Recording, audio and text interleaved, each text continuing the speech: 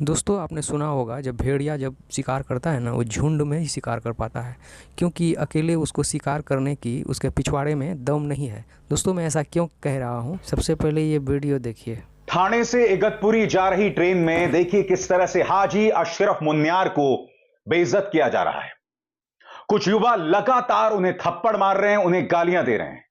यह वीडियो मैं आपको सुना नहीं सकता हूं दोस्तों, क्योंकि हर पंक्ति में एक बुजुर्ग मुसलमान को गालियां दी जा रही हैं। उनका गुनाह, क्योंकि ये युवा उन पर यह आरोप लगा रहे थे कि इन बर्तनों में आपके पास गोमांस है। हाजी अशरफ मुन्यार कह रहे हैं कि मैं अपनी बेटी से मिलने जा रहा हूं और इसमें गोमांस नहीं है और गोमांस था भी नहीं। जिस भी जानवर का मांस था महाराष्ट्र के अंदर उसे खाने की इजाजत है, मगर मुद्दा यहां गोमांस का भी नहीं है दोस्तों। मुद्दा यह है कि आपने एक अकेले बुजुर्ग को देखा, एक अकेले मुसलमान बुजुर्ग को देखा और उसके साथ गुंडई और दादागिरी करनी शुरू कर दी। बेरहमी से उनको मारा जा रहा है। आज मैं प्रधानमंत्री से पूछना चाहता हूं, प्रधानमंत्री, हरियाणा में एक और शॉकिंग मिसाल सामने उभर कर आई है।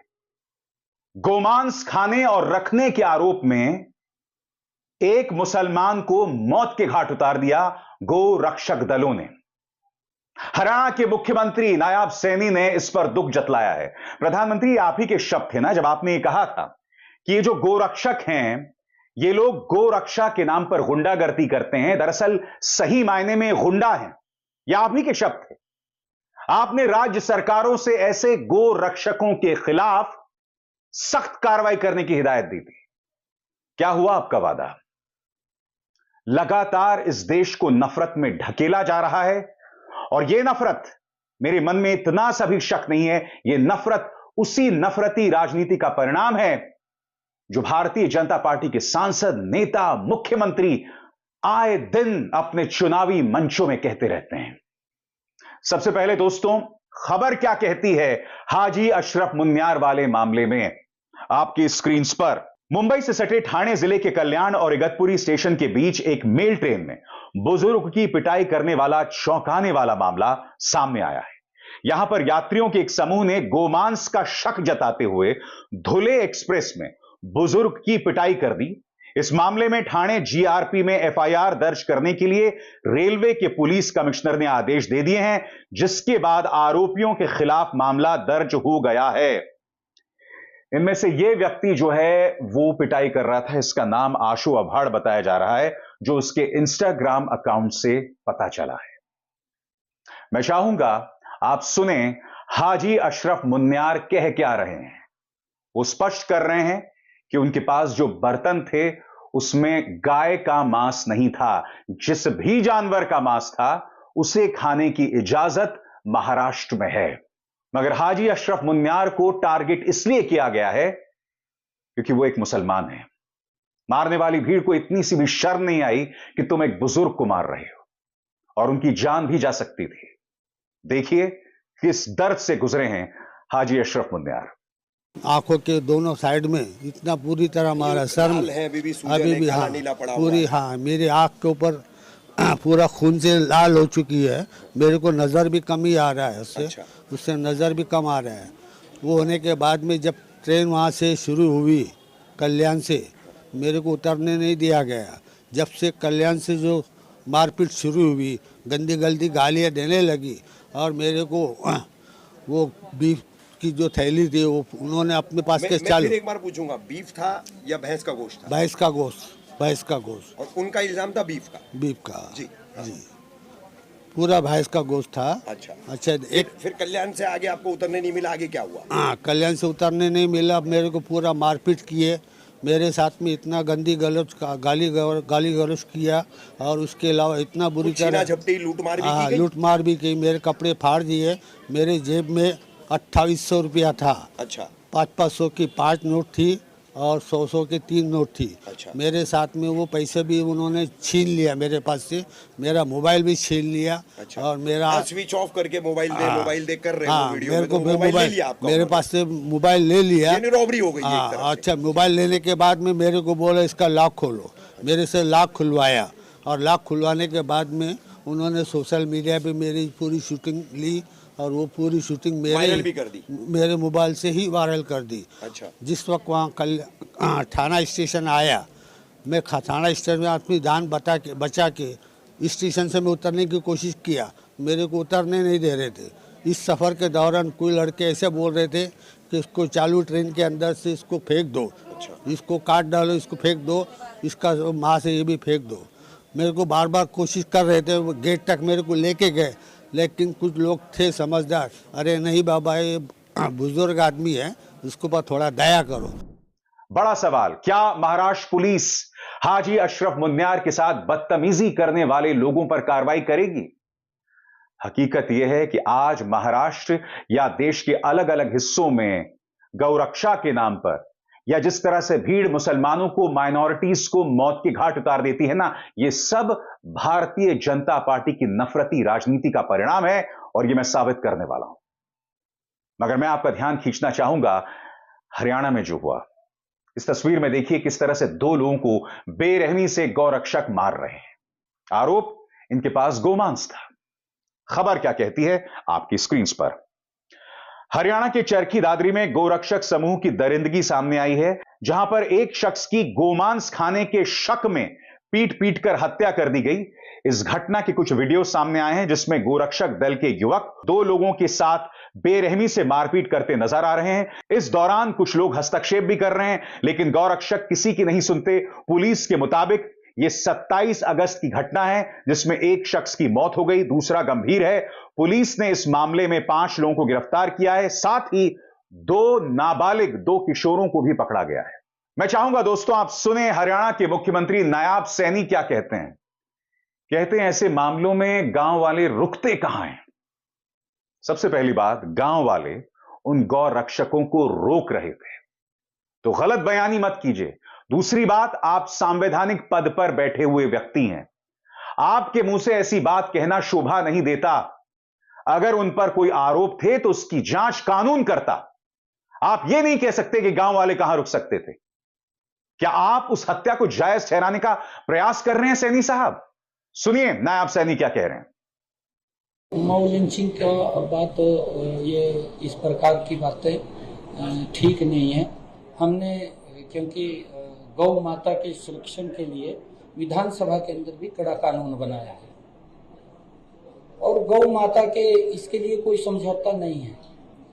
गांव के अंदर इतनी श्रद्धा गौ माता के प्रति है कि अगर उनको पता चल जाए कि इस प्रकार का ये हालात कर रहे हैं, तो गांव के लोग हैं, वो कौन रुकता है फिर उसके अंदर क्या हुआ क्या नहीं हुआ। परंतु मैं ये कहना चाहता हूँ कि इस प्रकार की घटनाएं नहीं होनी चाहिए, और ये घटनाएं दुर्भाग्यपूर्ण।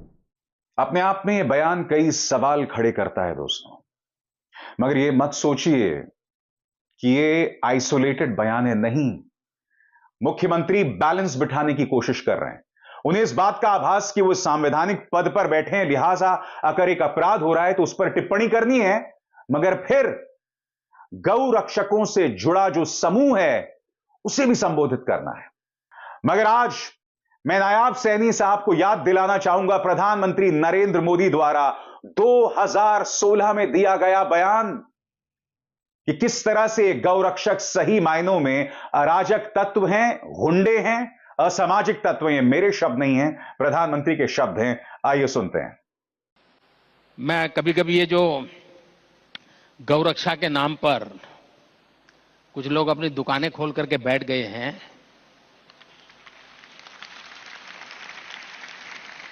मुझे इतना गुस्सा आता है। गौ भक्त अलग है, गौ सेवक अलग है। पुराने जमाने आपने देखा होगा कि बादशाह और राजाओं की लड़ाई होती थी, तो बादशाह क्या करते थे, अपनी लड़ाई की फौज के आगे गाय रखते थे। राजा को परेशानी होती थी कि लड़ाई में अगर हम शस्त्रों का वार करेंगे तो गाय मर जाएगी, तो पाप लगेगा, और इसी उलझन में वो हार जाते थे, और वो भी बड़ी चालाकी से गाय रखते हैं। मैंने देखा है कि कुछ लोग जो पूरी रात एंटी सोशल एक्टिविटी करते हैं, कुछ लोग, लेकिन दिन में गौरक्षक का चोला पहन लेते हैं, मैं राज्य सरकारों को अनुरोध करता हूं कि ऐसे जो स्वयंसेवी निकले हैं, अपने आप को बड़ा गौरक्षक मानते हैं, उनका जरा डोजियर तैयार करो। 70-80% ऐसे निकलेंगे जो ऐसे गोरख धंधे करते हैं जो समाज स्वीकार नहीं करता है, लेकिन अपनी उस बुराइयों को से बचने के लिए ये गौरक्षा का चोला पहन करके निकलते हैं। और सचमुच में वो गौ सेवक है, तो मैं उनसे आग्रह करता हूं, एक काम कीजिए, सबसे ज्यादा गायें कत्ल के कारण मरती नहीं है, प्लास्टिक खाने से मरती है।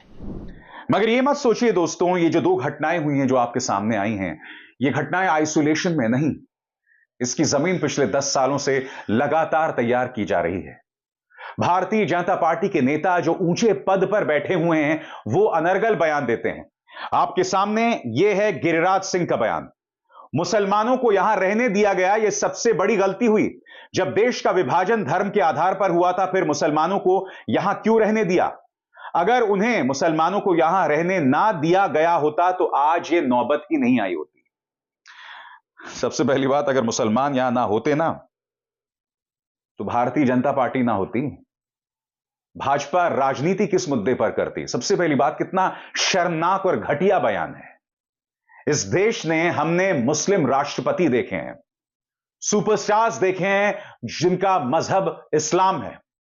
मुसलमानों का शानदार योगदान रहा है इस देश की अर्थव्यवस्था, इस देश की संस्कृति के प्रति, मगर इस तरह के गैर जिम्मेदाराना नेता इस तरह के बयानात देते हैं। हेमंत बिस्व शर्मा, असम के मुख्यमंत्री, ने तो मानो जंग छेड़ रखी है देश के मुसलमानों के खिलाफ।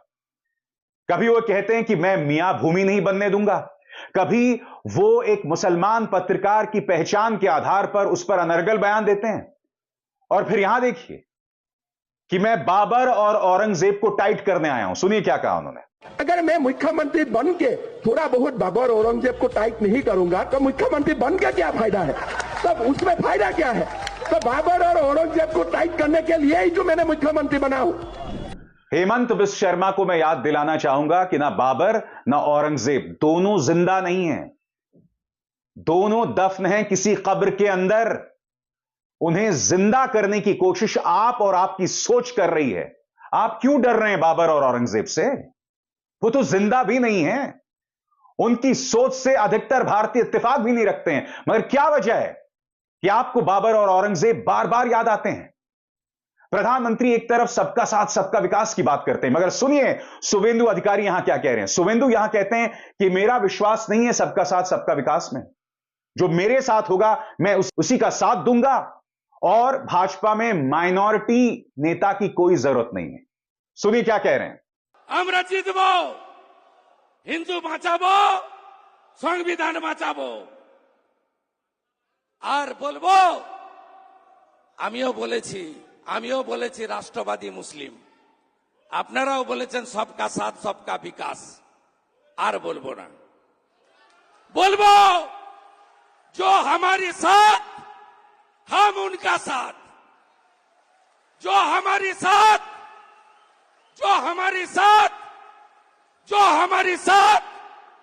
हम उनका साथ, सबका साथ सबका विकास। बंद करो नो नीड संख्यालघु मोर्चा। ভালো থাকুন।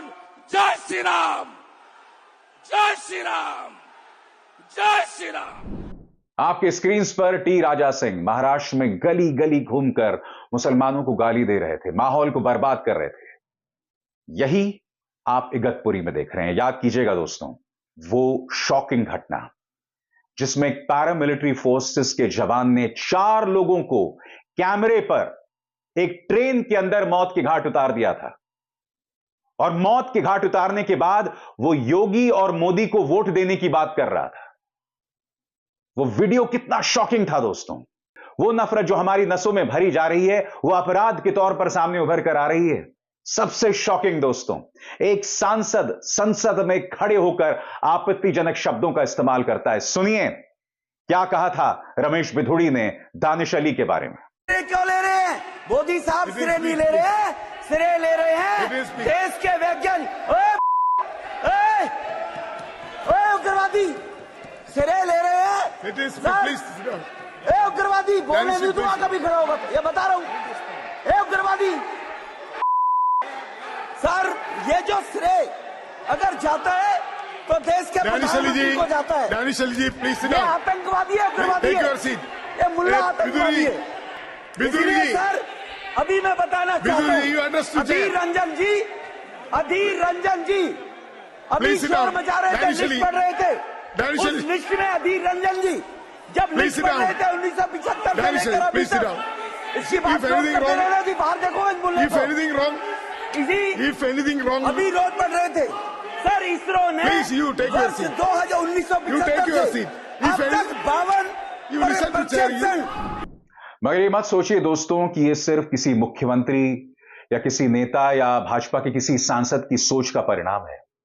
प्रधानमंत्री नरेंद्र मोदी ने भी बार बार वोट हासिल करने के लिए शमशान कब्रिस्तान में डिबेट की बात कही थी।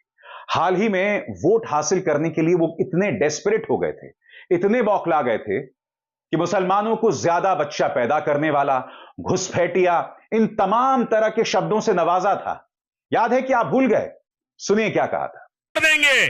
और पहले जब उनकी सरकार थी उन्होंने कहा था कि देश की संपत्ति पर पहला अधिकार मुसलमानों का है।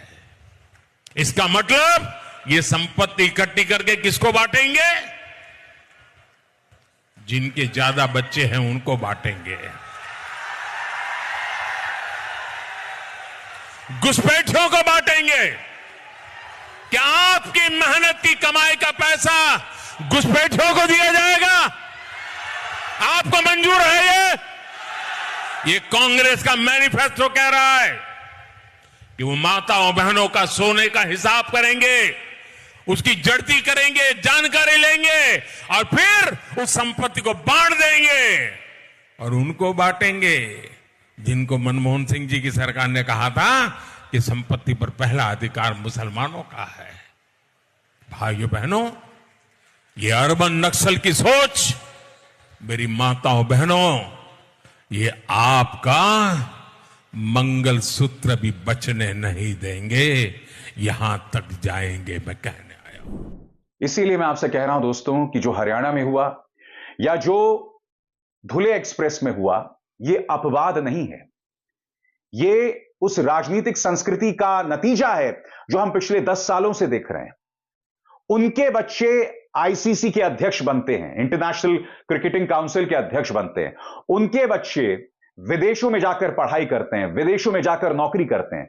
उनके बच्चे बीसीसीआई के अध्यक्ष या सदस्य भी बनते हैं। मगर आपके बच्चे जो हैं दंगाई बन रहे हैं, पत्थर मार रहे हैं। इत्तेफाकन जो आशु अभाड़ जिसने उस बुजुर्ग की बेइज्जती की थी, उसे थप्पड़ मार रहा था, यह व्यक्ति पुलिस का एग्जाम देने जा रहा था।